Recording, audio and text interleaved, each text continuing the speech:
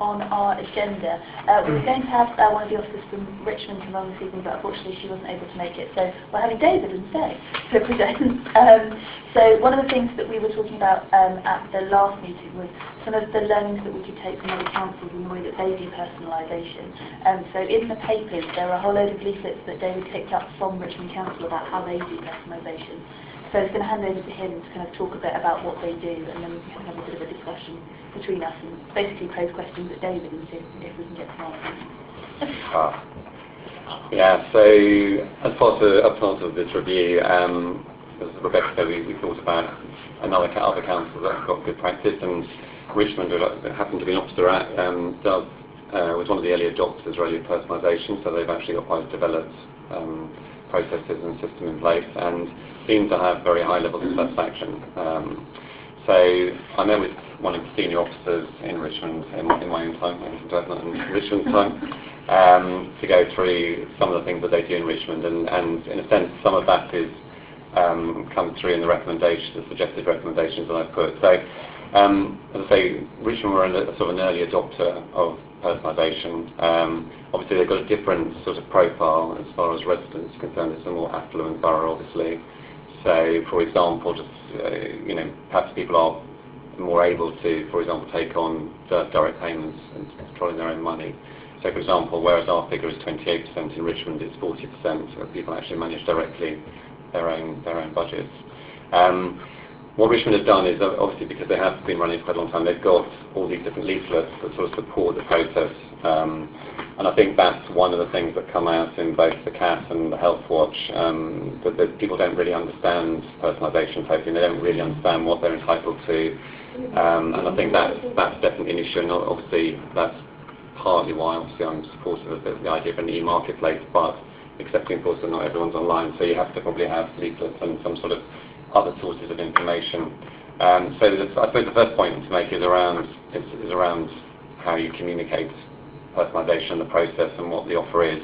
And so I think there is a need to have information and leaflets to support that process.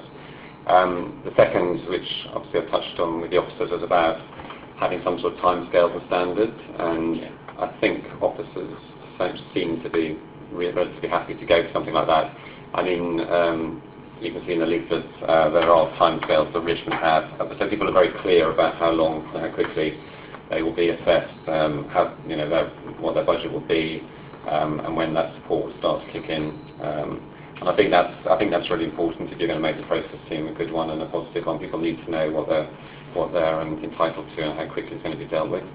The third point is around, in Richmond, all the assessments are done face-to-face, and they're done normally in the person's home, because by going into someone's home you can very often get a very good sense of what their needs are and how they're managing really.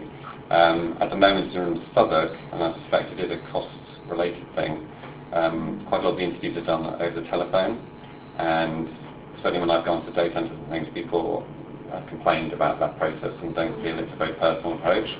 Now my recommendation suggested that we should try to move to doing assessments in people's homes, but I expect that they officers may not be keen to adopt that because of financial and the time of people going. But I think it's something that maybe they should be asked to think about, and maybe it should be offered to people so that if they do want that, then people should have that choice. Fourth area, I guess, is Southwark has. The process in Southwark at the moment, as I understand it, is that you have an assessment. Once you've been assessed, that then has to go to a panel for the panel to decide what you're entitled to, what your money is going to be. In Richmond, they give a lot more control, I suppose, to the officers to decide around their allocation. Because I think this is part of the panel process. I think is part of what slows it all down. Now again, I suspect Southwark won't be necessarily very keen on that because they probably want to keep a very tight control over the purse strings. But I think you could still have. I think it should be something that they should be looking at as to whether they could streamline the system to make the whole process quicker. So at the moment, by having this, so I think the panel only meets every so often, and so you have to sometimes you can have your assessment and then you've got to maybe wait to the end of the month before the panel meets to decide what your budget's going to be, and maybe the officers should have limitations to obviously, they obviously can't agree massive budgets, but there have to be some limitations, but maybe we should be skilling up our staff to be able to make those decisions and for the sign-off not to have to go to a panel. I think it's just really about streamlining the system. The fifth thing, I think, and again, I mean, these unfortunately always all have cost implications, but in Southwark they've actually appointed an independent body to provide a personalisation support service, which is this leaflet here. So for people can actually get in touch with this organisation by phone and speak to them, and they will support people basically who've got budgets or who are receiving services from the council.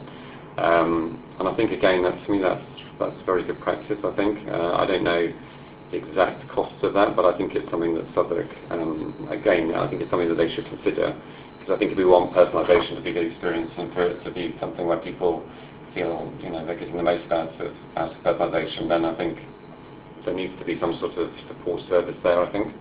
The sixth thing is around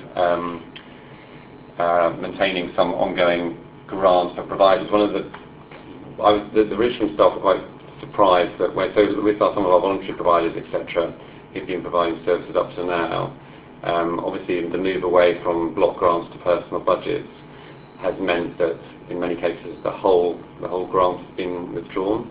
And it basically destabilises a lot of the voluntary and charity providers.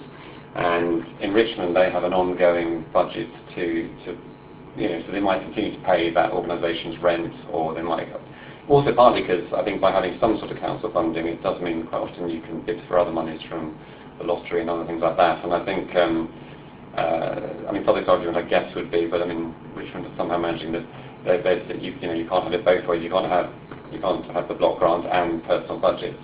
But I think there is a real issue about whether, because it's about, in a sense, creating choice, and if all the organisations fold, then there isn't much choice as to where you get your services from. Do they do work to promote the services that they fund? So if you're funding a service and only 2 people are using it, would they actively promote it to try and encourage more people to use it? The council or the... Yeah. Because that might be one way to then get round. Well, I think probably that would be more done by Hestia, and in this case of Richmond is the support service. I suppose there's more information out there about the services that are available, and it's making people clear about what services are available, which I'm not sure people are in Southwark very clear. And the other issue I think, probably the last one really, is around whether Southwark doesn't appear to have a prevention strategy. So once people obviously previously went through the FACTS criteria, and in fact I still refer to that in one of my point 8, obviously that needs to be updated to the Care Act, I guess. I think there's an issue in the sense that we had a lot of services from that people could go to, access to the day centres, even if you weren't eligible for a personal budget. And now people have basically been told that they can't go there anymore because there's no funding for them.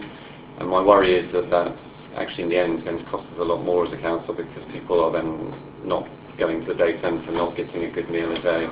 And I think there needs to be at least some sort of prevention strategy in place, which I'm not aware that there is, and ideally some funding to allow people to continue to go to access some sort of services even when they're not technically eligible, because I think it's about that preventative, keeping people not isolated, giving them a reason to get up and go out of their homes and meet with people. So that's really why you've got those. And the other two, obviously 5 and 6, as recommendations come from, not really from me, but they come from, because actually I'm not sure even Richmond's got a very developed e-marketplace, but they come obviously from the CATS report. Yeah, I think the e-marketplace is an interesting one, because I'm not sure how far we are ever going to get to actually developing an e-marketplace. Which is a bit strange, really. Personalisation in a sense, but when the original vision was all about having a very, an online marketplace, and it was all about people being able to choose services. That was very much part of the original vision. So, and I don't know why so few councils have got that. It's maybe because there isn't a great market out there. I don't know, but there's one of the flaws of personalisation that there's still people who want to provide services. We were all ready to set it up. Unfortunately, there's only a few providers that provide e-marketplaces places through the country.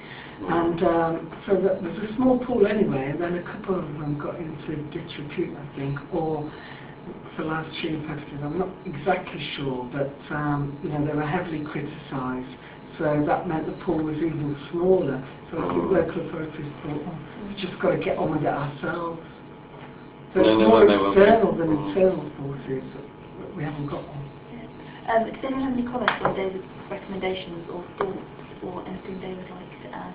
So I should say that this is the last bit of our personalisation inquiry, and then what I'm going to do for the next meeting is write up into a report with David's recommendations and my further recommendations for everything we've got, and then we can consider them all together. But if we've got any thoughts on these ones or any kind of comments. Maria? Yes, thanks. Just a comment, David. I think my last experience, which I commented earlier on, was that actually the assessment was done at home. Well, it might be sometimes, but it's not always done. Twice with this particular person who was done at home. Well, that's good. They sent some people in there and assessed her, and then continued on over the telephone and through a letter, but most of the time was done at home, which was very good. It was very well done, I think. No, well, but if that is continuity to all the cases, it will be excellent. Yeah. Because I understand that in other cases of other people that I know, it hasn't been the case. You know, they just they do on the telephone, they do in writing, or they send emails. So. But in my case, it was all the time at home. Does anyone else have any other? No. I look forward to the full report and Yeah. recommendations. I think that's when probably we'll have questions as a group, when it's all together in one place. Yeah. But otherwise, thank you, David. I think they're really useful recommendations, actually. I think there's some useful things we can take from this. I mean, we might exchange the language on some of them and just modify them too, because some of it, obviously, I'll just get rid of the facts criteria. There's little tweaks and you find the right form of words, perhaps, in some cases.